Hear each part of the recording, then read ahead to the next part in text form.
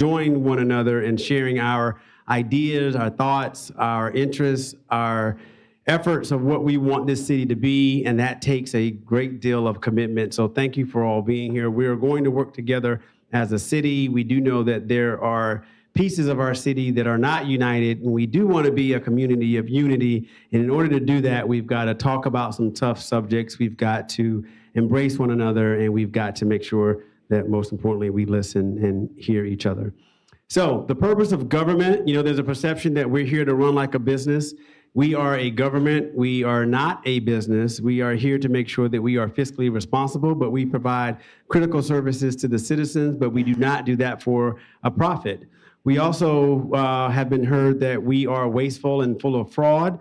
Your government has a lot of regulations from a lot of different areas, and that's how fraud and waste are made sure that they do not occur, as well as the policies and procedures that we have internally. Another perception is that government services should be privatized to save money.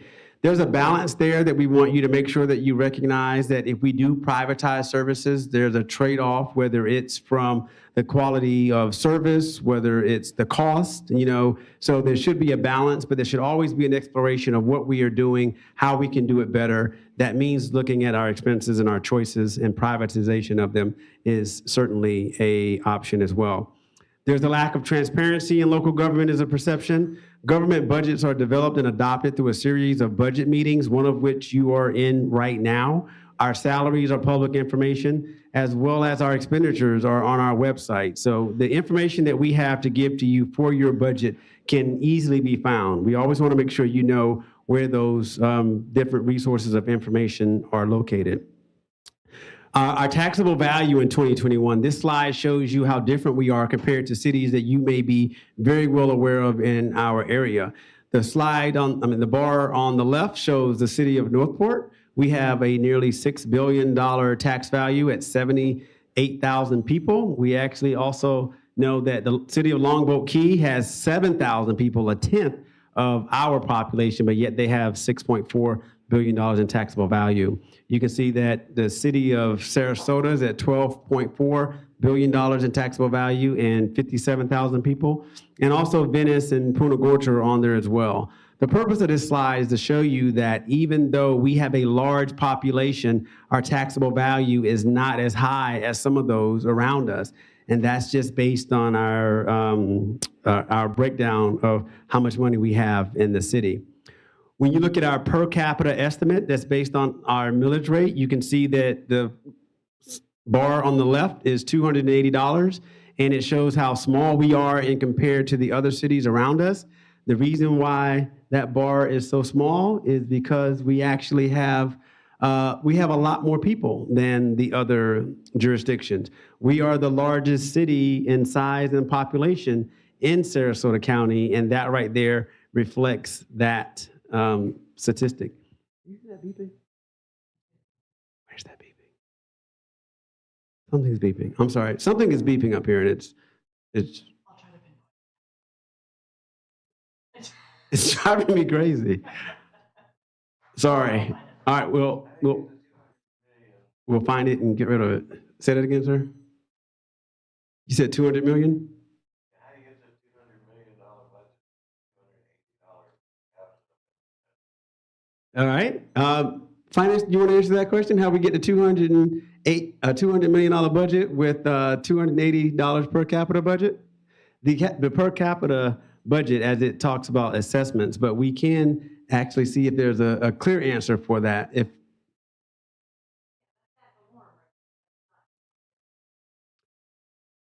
this 280 is only for the ad valorem millage revenue and doesn't include all the other revenues that we have as a city. So if you were to look at our budget, all right, so the ad valorem, which is our millage rate, which is our property tax, if you look at that and break it down by the actual number of people we have, that's how you get the $280. If you add in the other revenue that we have as a city, which is a lot more in addition to our property tax, that's how you get the $200 million that you referenced. That make sense?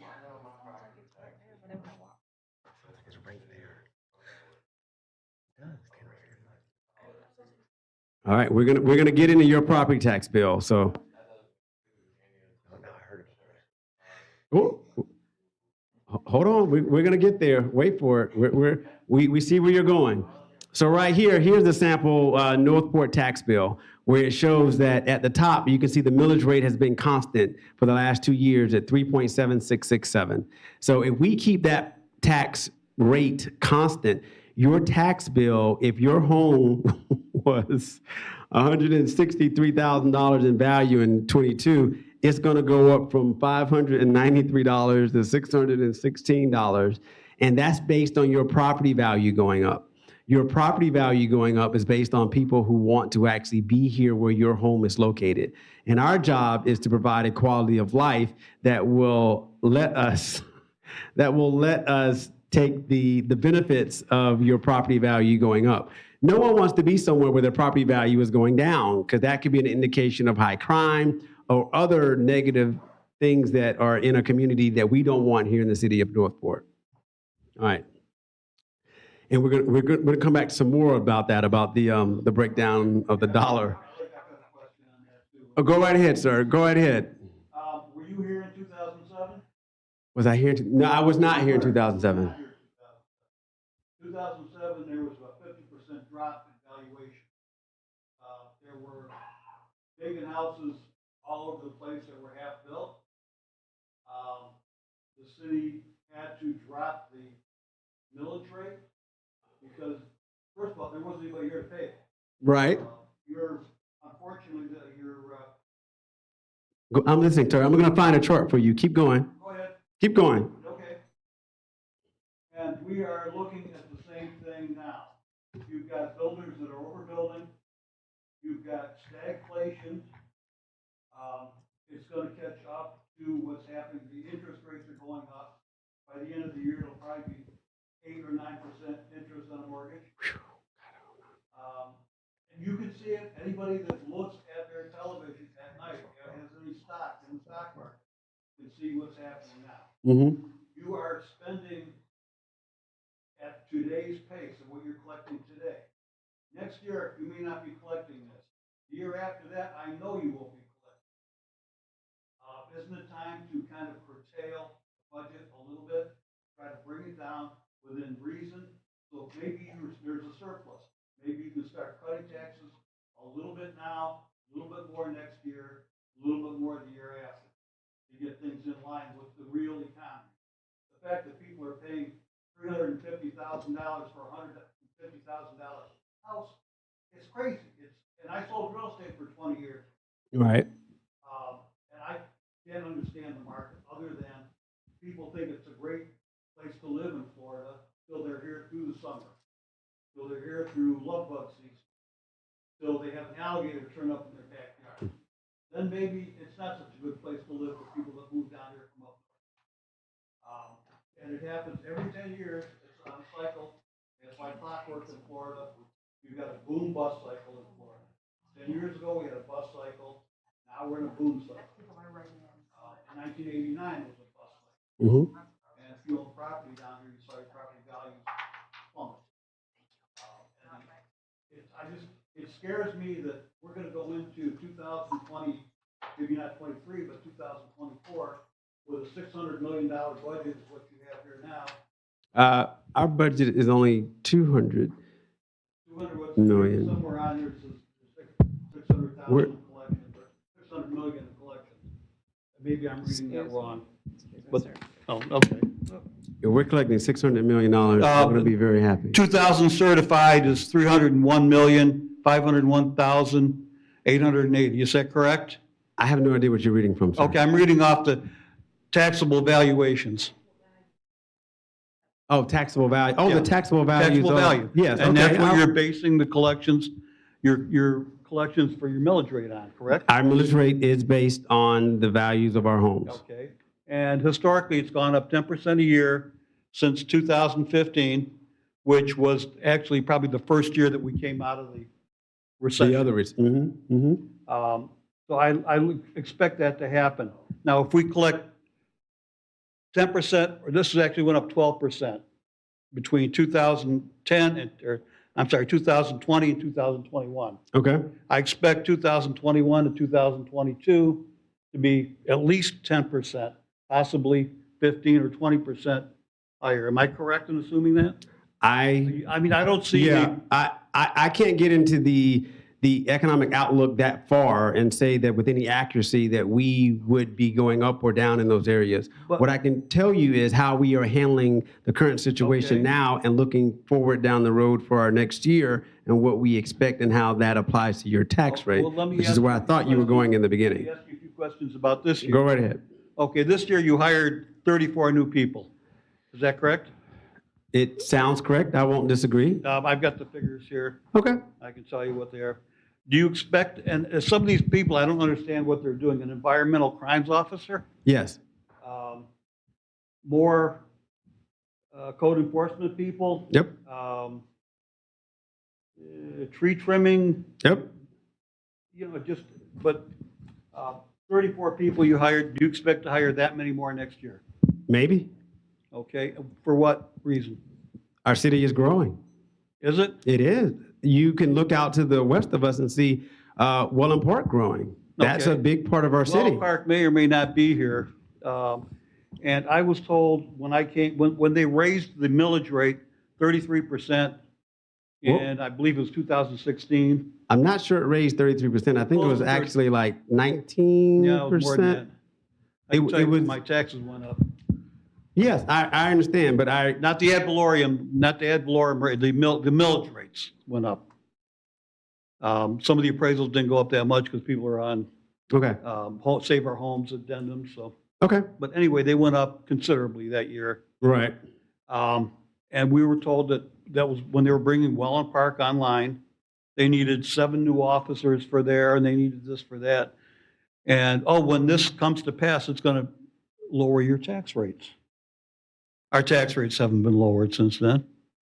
Well, actually, your tax rate was lowered from 2020 to 2021, right there. So it was lowered if someone told you it was going to lower. Okay. It's been the same for the past 2 years, and we Right. want to keep it the same going forward. We don't want to lower that rate because, as you were pointing out, if something turns around in this economy and that revenue is not there to be received from our ad valorem tax, then that's when someone would say, well, now we need to raise our taxes back. That's something we don't want to do. Now, if there are circumstances outside of our control that allows that, but you can't lower your tax rate and continue to provide all the levels of service at a high level in a city that is still growing. Yeah, but the problem is we are still growing. But you're providing services that aren't needed. I mean, they spent money on a pool that wasn't needed. They spent money on the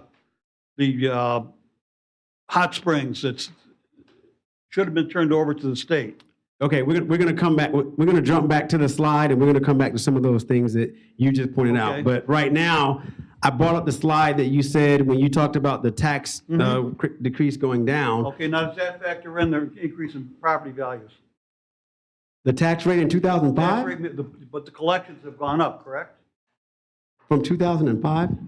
That tax rate going down from 2005 was very, I'm sorry, from 2000, you're saying from 2019, it went down in 2020? Is that what you're saying? so from 2019, it went up to 2020. From 2020, it went down to 2021. And it's been the same, 2021, 2022. We're looking to keep it the same in 2023. Okay, but the valuations have gone up considerably. Yes, the valuations of your home have gone up. Okay, and you're collecting 57 million, or $5,746,000 additional this year, and it'll probably be maybe another 5 million on top of that next year, correct? I hope so. Okay. So there would be no reason for a tax increase this year, We're not asking for a tax increase this year. okay? Are we going to get a Valorem tax increase for, We are not asking for a valorem tax increase this year. okay? Could I have said that a while ago and saved us that trouble? Because we don't want to raise your taxes. That's not the point of what we are trying to do. What we are trying to do is to be fiscally responsible so that we can prepare and make sure that even though, as you mentioned, our staffing levels go up, they should go up incrementally based on the growth that the city is experiencing. Okay. If we try to keep our levels of service, including the number of staff that we have, the same, we're not going to be able to do it. But it has to be a responsible increase. I understand that, but you're getting an increase just due to the increase in property values. That is correct. So, But other prices around us are not staying the same. We know that the price of labor, the price of supplies, everything else is going up. The consumer price index, which we'll get oh to. yeah, I'm paying Which we'll get to. $4.50 a gallon of gas. Right, exactly. I'm on Social Security. You know, my Social Security went up 5.9% this year. I don't know if Inflation was realistically 10.5%. And they'll probably do the same thing next year. So would you have liked your Social Security to go up by the same amount that the inflation has gone up?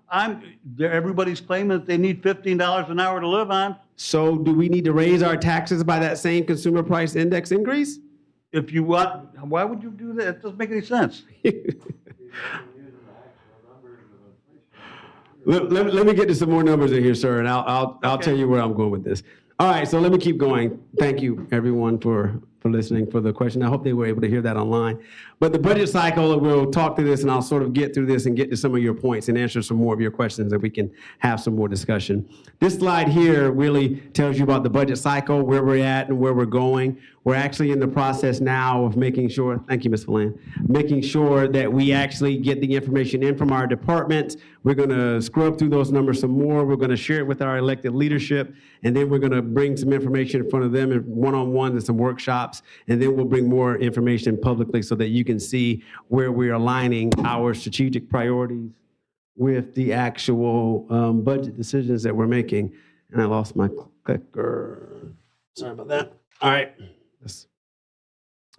So this is actual changes in the fund balance. What you'll see on this slide is at the ending fund balance for each of these funds, the general fund, road and drainage district, fire rescue, solid waste, and building fund, they're all going up. And so that the balances there will be used and necessary to make sure that your tax rates do not go up. We will use some of these balances responsibly so that we can lean on revenues that we have. I think that was part of what you were going towards, which is if you are getting revenue and more revenue, then we shouldn't be raising taxes, and that's our goal. Our goal is to not raise taxes. That's one of our tenets of what we want to do this year.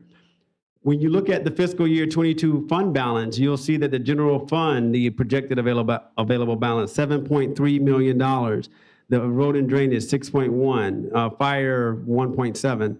These numbers are going to help us as we show you that even in addition to the rainy day fund, which is the 20% that you'll see on these slides, there's an excess of that. We will use that in order to help us make sure that we balance the needs of the revenues that we have and the growth that the city is occurring. Earlier this year, the commission came and defined 6 strategic pillars, and they were safe community, quality of life, economic development, environmental resiliency and sustainability, infrastructure and facilities, and good governance. We're going to talk more about those individually, but when you see all the funds together in a pillar, you can see that the biggest section is our infrastructure and facilities, and since that includes all funds, they have their own fund, and we know that we must make sure that we take care of our buildings, our roadways, and our facilities as a good governance. Good governance, the 14.9%, that is how much you spend to make sure that you actually have the good, responsible staff performing all the necessary services that we provide to you in the entire city. Safe community is exactly what it sounds like, the public service of our public safety teams, fire and police, making sure that we are able to have the correct response times to respond to those in need. The quality of life, that goes back to Warm Meadow Springs, the Aquatic Center that was talked about earlier, and how we use those amenities to spur our economic development and those who want to be here in the city so that your tax values can go up. And the 2 categories, economic development and growth management, which is 0.8%, and environmental is 6.2%. Those are ones that if they are pillars or priorities, we've got to figure out how to make sure that we actually allow those to grow at the same time. The general fund, which is our main fund, you can see a safe community, 53.4% of that, $29 million. Good governance, 19.6%. infrastructure. Infrastructure is very small on this one from the general fund because they have their own fund as it relates to doing the work in that particular pillar. Environmental resiliency and economic development, both of those are small. Like I said, if we're going to have a better balance, we need to increase those, or at least have a plan of how we plan to increase those over multiple years so that we can better state and back up our words in our budget that those are a priority. So there's some budget misconceptions that we want to clear up. The first one, most of my annual property tax bill is paid to the city of Northport. Actually, most of your tax bill is paid to Sarasota County School District, not the city of Northport. 44 cents goes to the schools, 25 cents comes to Northport. The 44 cents is a value for what we're paying for in order to make sure our schools are properly maintained. We have the right number of schools and they're properly staffed. Next misconception, Northport collects more revenue than other taxing authorities and provides the same services. Actually, we per capita revenue estimated based on the effective millage rate, we are at $442 and others around us are higher. They are higher because we have more people. They may have more money, but we have more people, so our per capita revenue is lower than theirs. Another misconception, Northport unnecessarily raises taxes to pay for waste and inefficiencies. When you see this ad valorem millage rate versus our population, you can see that we did raise it from 2019 to 2020, and now we have leveled off. And as I maintained earlier, you want that number to stay sort of steady. You don't want to see big spikes unless there's something totally unforeseen that no one could have planned for, which those things do happen, let's be honest. But if we plan the best way we can, we will be prepared the best way we can. This right here is this was the 20-year model I was showing you earlier with the tax rate.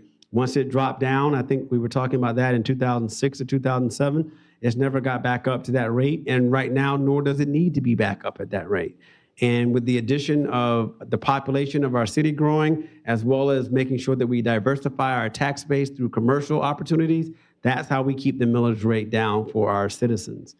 The consumer price index, this is what you talked about earlier. When you look at the consumer price index, and I believe, if I remember correctly, it went up like 9.6 or almost 10% this year. It's higher than our millage rate and increase. We can't keep up with that consumer price index. If we did, the first thing we would say is, well, we want to raise our taxes to keep up with that. That's not realistic.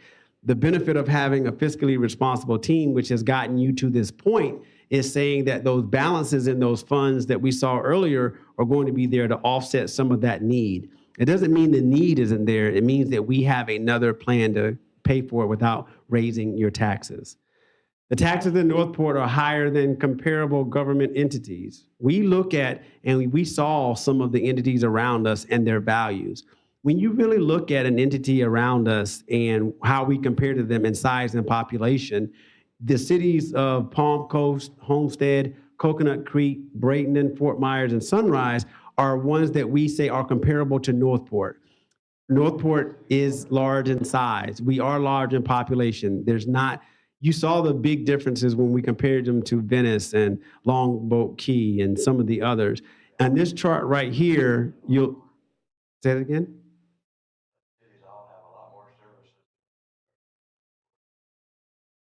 Define services and infrastructure.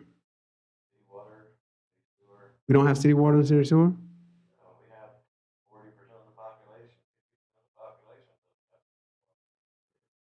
Then when you give it to me, my neighbor next door can get it. I can't. It's only a temporary line. If I was telling us $10,000. Nobody even talked to you about it. We have people here who can talk to you about it, specifically about your situation before you leave here today. Let me keep going. When you see this chart here and you see that we are the blue line at the bottom, you can see that our millage rate, that's the same millage rate chart that you saw in the other slides. You can see that we are lower in our millage rate compared to cities of our size. You should fully recognize the fact that we could be a lot higher on this chart than we are, but we're not. And we don't need to be if we have other avenues of revenue that can help us get to the ability to pay for the services that you need as a city. One of the other things that we talk about when we listen to our our needs is the surtax. The surtax has been around since 1989. The majority of it is paid for through visitors who are purchasing anything. The first $5,000 is subject to state sales tax. This 22% of the tax is paid by visitors to Sarasota County, not those who live in Sarasota County. If this surtax passes in November, it will bring a revenue to the city upwards of $316 million. That is a great amount of money that we are using to provide the services that you need and infrastructure that you desire, one of which is Price Boulevard widening. This is one that has been talked about for quite some time. We have put this as the main project in the next tranche of surtax funds. So if this passes in November, this project, which is currently, when we first got our former price tag of it, it was in the 40 millions of dollars. Now it's at $57 million. If we wait even longer, it will be in the 60s of millions of dollars. So this is a a project of Price Boulevard that we really need to focus on, and the surtax is a great way to help us get there.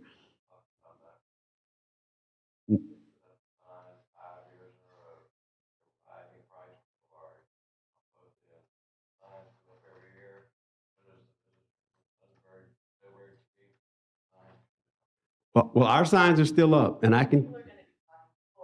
Oh, they can't hear. Yeah. If you wait, we'll get you your question, sir, at the end with the microphone. But the question that he said was that they've been talking about widening of Price for several years, and the snowbirds are here and the signs are up, and the snowbirds leave and the signs come down. I can tell you right now, if we don't pass the surtax in the fall, I'm going to cut one of the signs down myself, because if we're not serious about widening it, then we need to stop having those signs up. The performance maturity model, management maturity model, is here to show you sort of where we are in some of the information that we collect as it relates to data and where we want to go. We want to be a data decision-making organization. And level 1 is no data, level 2 is some data, level 3 is information, level 4 is operational insight, and on and on. And what we want to tell you is that when you look at the decisions that we're making, we should be able to prove to you by data that we've either collected, thought about, or need in order to make sure that we make the best decisions and that they are long-term strategic planning decisions. The economic development outlook for the city of Northport, 100 by 30. We believe that 100,000 people by 2030 will be our population.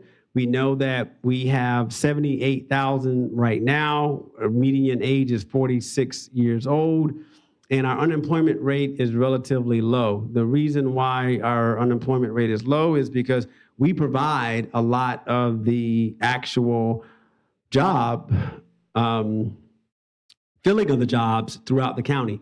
90% of our population commutes out of the city of Northport to work in other locations. We want to keep those people here within the city. In order to keep them here in the city, we need to have jobs for them to be here in the city. And that's why we focus so much on the commercial of our economic development. That's why we focus so much on diversifying that tax base. We know that our home, the nation's highest price growth of 28% has happened, and we know that it's not sustainable.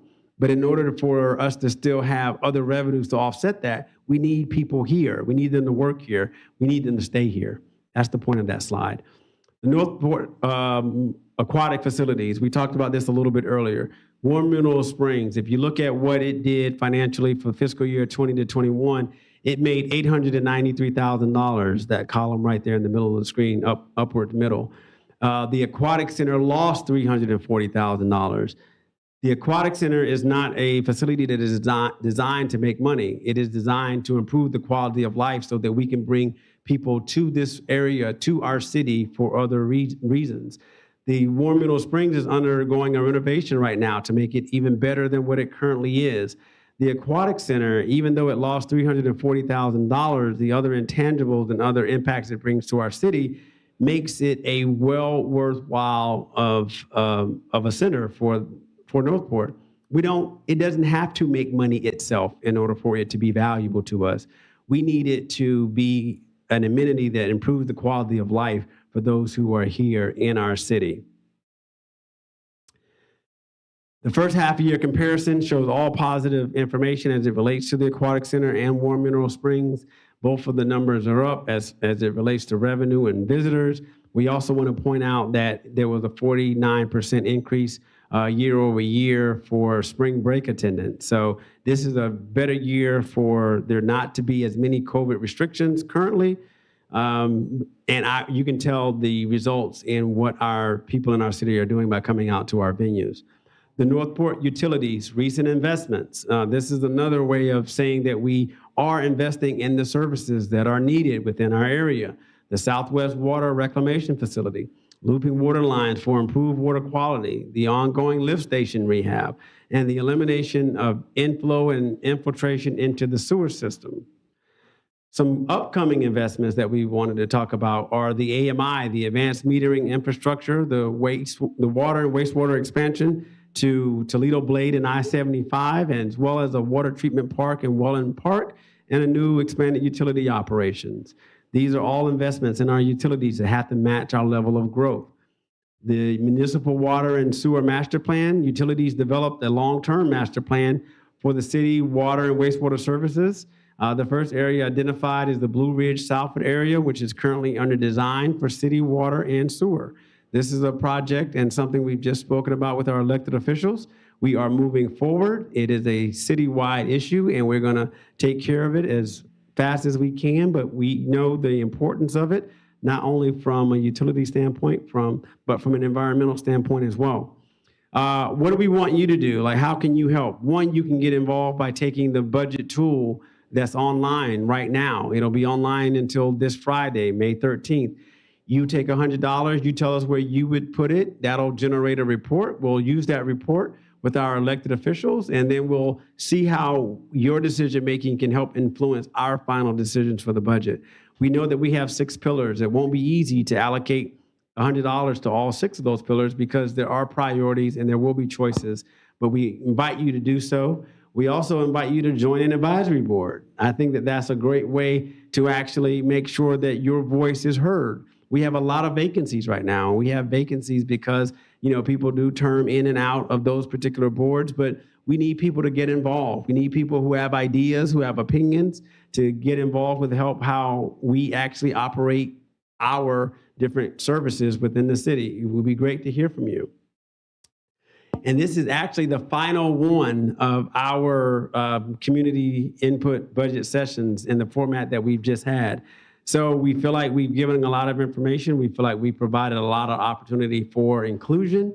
We are going to ask any questions that we have right now, but we want to thank you for being here. Thanks for your time. Thanks for your opinions, and hopefully we can answer all of your questions. If not today, we do have a lot of talented staffers in the room, and we will make sure that we get you some answers. Yep, so now he has his hand up first. We will get to him, but I know you have some questions as well, sir. Oh, go right ahead, sir. A couple of questions. Probably you're not the best person to answer this, but what is the goal of our government? Is it to jam as many people as they can into Northport, or is it to have quality of life for the residents that are here right now and not worry about tomorrow? No offense taken to the prelude of your question, but to answer your question, the goal of our government is to provide the best quality of life for everyone who is in this city and everyone who is coming to this city. We are not trying to jam people in. We are trying to make an area that everyone would love to be in. And since we are doing that at a very good and high rate, a good portion of our city is growing, and that is the western portion of our city. But the other part, the legacy north part, is also growing. We still have ideas about how to make sure we still develop that area as well. We want to make sure that people have, whether it's the restaurants they desire, the shopping they desire, all the reasons that people say, I want to drive outside of Northport, the jobs they desire, all those reasons, we want to keep them here. We want us to be the largest city in this county, and we want our people to stay here and help bring that revenue here. So basically, we're going to get turned into the other coast, where it's one big city from Tampa to Naples. And we're going to just spread out and put as many people as we can.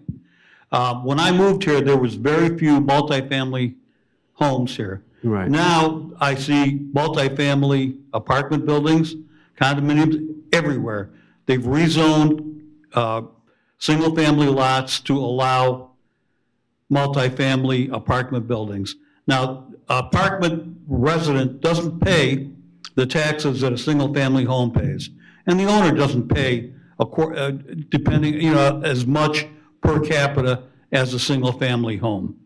Now, they keep allowing these large multifamily developments here. We don't have enough water. You want to put water through the whole city. There's no water here. They just had a water shortage alert in Manatee County and Sarasota County. Use less water, they tell everybody. Don't wash your car, don't water your lawn. 10 years or 15 years ago, we had a drought here where we didn't have the water. Now, they want to pump water to all these people, and they're going to tell us that they want to take the sewage, reclaim it, and send it back to us as drinking water. That's been tried in different parts of the world, never works. It works for watering the lawn, but all you have to do is get one infectious disease through the returning water, and you're going to kill, how many millions of people, or thousands of people, or whatever. But these the city spent, was it $500,000 on the sewer plants? For to draw up the plans for the sewer districts and everything else. Money that wasn't needed to be spent because it's not required down here. If we were a waterfront community, perhaps it would be required. It was required for certain areas of Charlotte County that had the old septic systems on the water. But most of the construction here is new, has the newer septic systems, and we're not waterfront. I've read the water survey that they just did, and the only thing they could find was sugar, saccharose, which is sugar, in the water. And unless everybody in the city is drinking, Diet Coke or Diet Pepsi and flushing it down their toilet, I don't know where they come up with that, unless it's coming out of the sewers or coming from all the restaurants. That's pretty much where I'm at right now. I'm getting a little perturbed with the city that is more interested in quality of life for new people that move here than the quality of life of the original residents or the people that have been here for years. My tax rates on my house, you say the tax rates haven't gone up. They have gone up. My tax bill has gone up every year. They keep raising the valuation on my house. I have no control over that. It's controlled by how much people are willing to pay to buy a house here at this time. That is true. But when I bought my house, the taxes were at a certain point. 2 years later, they devalued my house because of the crash that happened here, but my taxes didn't go down. And then you're telling me that my taxes aren't going to go up because the millage rate's not going up. My taxes are going up. That's not what I said. Okay. See, I said that your tax bill would go up even if our millage rate stayed the same because the value of your home is increasing. And I said that your value of your home is increasing is a good sign of the quality of life and the things here within this city. And like you just said, it's not within your control. It's not within our control either. But if I had to take a choice of it going up or down, I'm going to choose up. What am I paying extra for? Am I paying extra not to be able to drive down 41 because it's wall-to-wall traffic? Am I being paid to have people flying down my road to try to get around 41 traffic? Mm-hmm. I don't see anything. Am I paying to have sewer and water put in that I don't need, that I don't want to pay $30,000 for, that will draw down the value of my house at that time? So what am I paying extra for? And you tell me. You're the city manager. I think you say extra. I think you mean the difference in your. What am I paying more for? You're paying more for the services that we are still providing to more people. That's the reason of what we're doing with your taxes. That I think you're talking about the increase in your tax bill. We still have to provide services, the same high quality services, just to more people. That's what you're paying for. As long as I've lived in cities and owned my own house, I was always told in those cities, well, we're going to bring population in here. The more people we have here, the less you're going to pay in taxes, which is a fallacy, and it never happens. I don't want to speak for those other cities. I can speak for this city. This city right now, if we were not growing the way we are and our expenses for that growth were not there, then sure, I could see someone saying, well, let's lower the tax bill. But we're not doing that. We're not growing. I mean, we're not going to say that we don't need to continue to have the revenue for our city, which is still growing. So this city is still growing, and I'm sorry it's no longer a bedroom community. I'm sorry it's no longer the way that it was 5, 10, 20 years ago. But what we are doing is making sure that everyone who has lived here, whether it's in the newer side of Northport or the legacy, like you said, the ones who have always been here, we have to take care of everyone, and everyone is in our equation to make sure that they have a high quality of life. Yeah, everyone that's here, when you bring, 30 or 40,000 new people here, the only thing that's doing is increasing the revenue that the city gets. It's not lowering the taxes any, because you have to provide services for these people. So Extra police, extra fire, extra everything else. And I don't see the quality of life getting any better in the city. okay. But that's not really on you, because you haven't been here that long.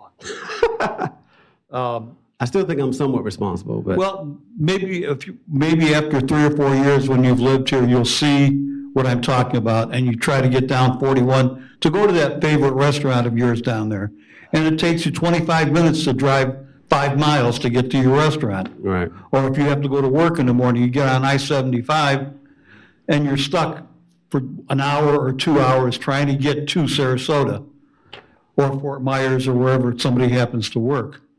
It's this, and I may be, wrong, but I personally don't think this area can support as many people as are coming down here. That's why we're growing in our infrastructure, our services, everything is growing here. Well, that's pretty much where I'm at. So, thank you for letting me speak. There you go, sir. There is a 3% limit on the amount of property tax increase that you can impose in the state of Florida if you've owned your home for more than 1 year. If you buy another house or if you buy an upgraded house, your taxes are going to go up 300 or 400% because of the millage. It's not because of anything else. The millage would normally drop with more revenue coming in. Sure, we have to provide additional services, but we are collecting huge sums more. As I understand it, there are 40,000 open building permits for Northport. I've seen that number thrown around. Impact fees from builders. Consultants have suggested to the commission that the impact fees be raised to a much higher standard. A building permit for a house in Northport only costs $3,000. If you want to build your house in Sarasota, city of Sarasota, that building permit is going to cost you $21,000. We have problems in Northport, but they're not as big as they are in other cities where they're growing faster and they've had a lot more money spent on infrastructure, community services, everything else. We are all living on limited incomes here, the biggest majority. The average age might be 49, but most of the people that own the houses here are in their 60s and 70s. So it's Northport has done a good job by finding a city manager that really seems to care about the city and what happens to it, and we appreciate that. But there are certain things that protect existing residents from huge tax increases. Right. And thank you. And to your point, we don't want huge tax increases as well. That's part of what we said. That's something we don't want. We want to keep it more steady. Thank you, sir. So that it is a more even flow. Were there any other questions? Yes, sir.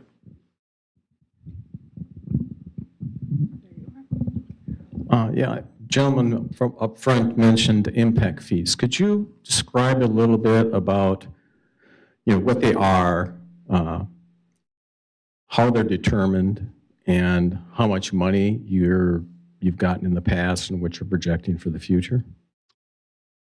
Jason, do we have any of that information that we could share? He's going to come down and give you a good answer for you, sir.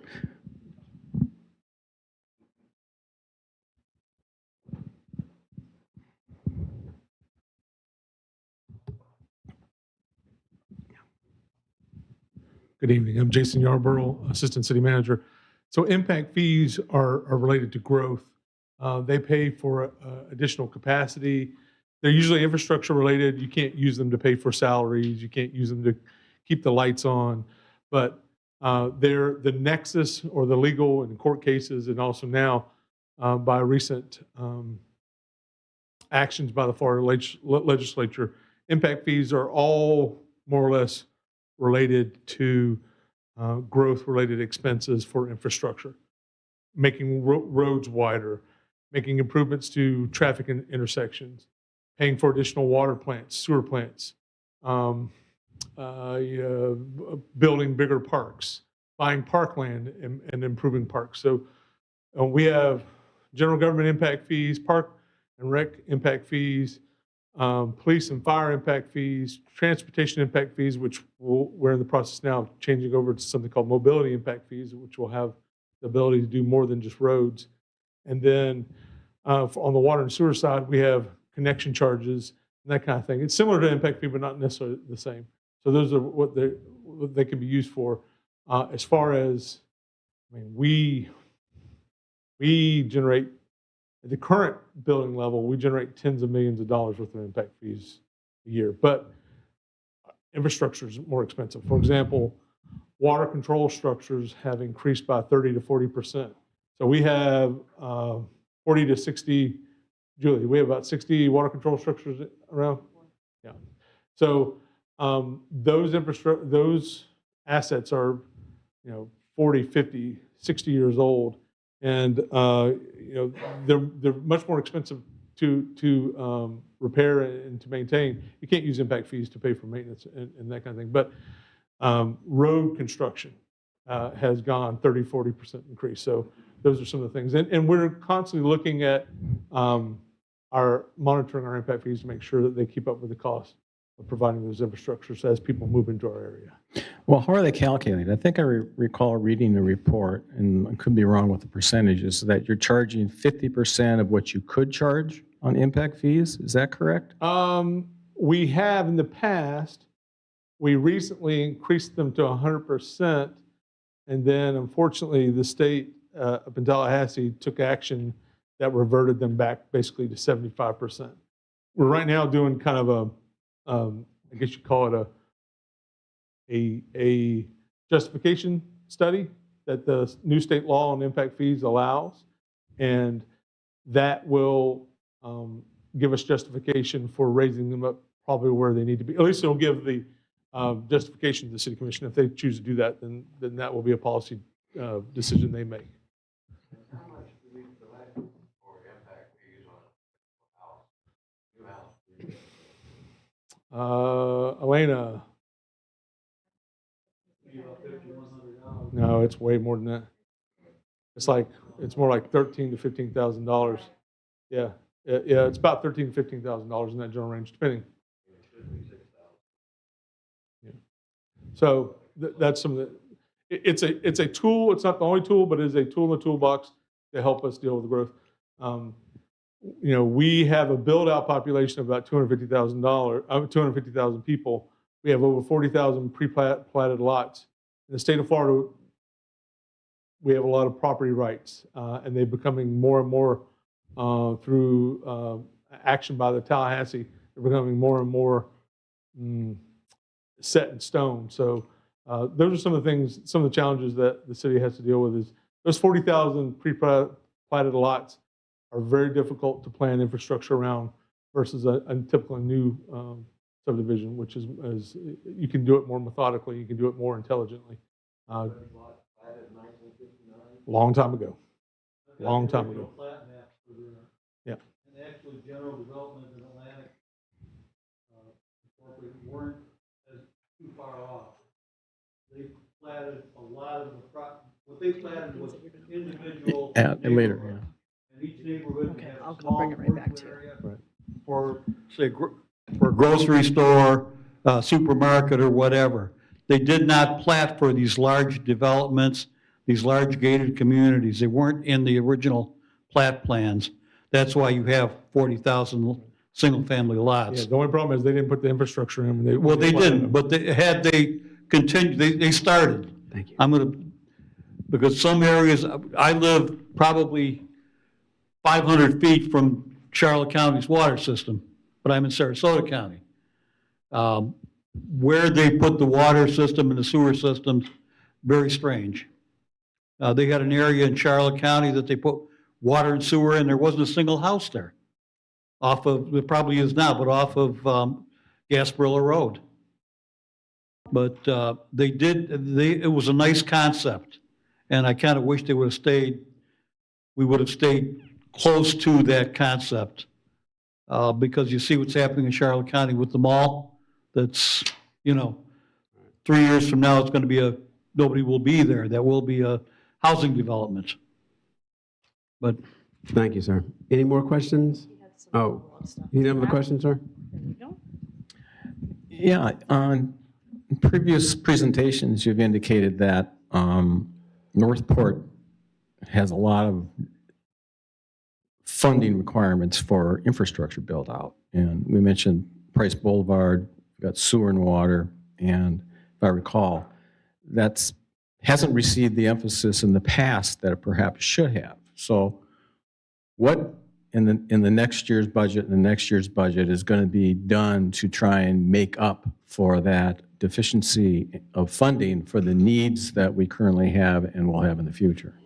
Well, we're not trying to make up for it. We're trying to just address it now as well as we can without doing any bonding which would take a whole nother step of funding requirements. So we have ARPA funds from the federal government that we're using in order to take care of some of that. We have our other fund balances that I mentioned earlier that we're using to take care of some of that. And then we also have the surtax we're using to take care of some of that. So it's a multi-pronged effort to sort of fix the problem. And you mentioned bonding. What's the city's position on bonding now and in the future? Because many cities do use bonding to build out the infrastructure because it lasts 20, 30 years. Right. So our position is that at some day we're going to have to do it. I mean, it's going to be inevitable. When you look at Price Boulevard, one of the things that we're going to request if it gets to that point of passing the surtax is having the approval to bond for that particular project so we can get going on it sooner rather than later. Even though that will have a dedicated funding source attached to it, at some point in time, this city will need to go out for a bond that will allow it to increase the acceleration of the infrastructure improvement. Do we have actual status as a city now? The question is, do we have actually status as a city? Yes, we are a city. We are the largest city. Not anymore. We are the largest city in Sarasota County. Yeah, but according to all the data that's out there, it says that we don't have the qualifications to be a city. I'm 99% sure we are a city. A rural area, it's always been considered a rural. Charlotte County, not here. Go across into Charlotte County, that's considered rural. No, Charlotte County waterfront property. We're 17 miles from the water. All right, well, we're gonna let us stop the video and stop everyone from being here. If we have more questions, we can hang around and answer those questions from the audience. But we do want to thank everyone who has been here. And like I said, 6 community meetings. Thank you all for showing up and showing out. And we will see you next year, but for budget sessions. But thank you, everybody, so There much. weren't questions online. Did nobody?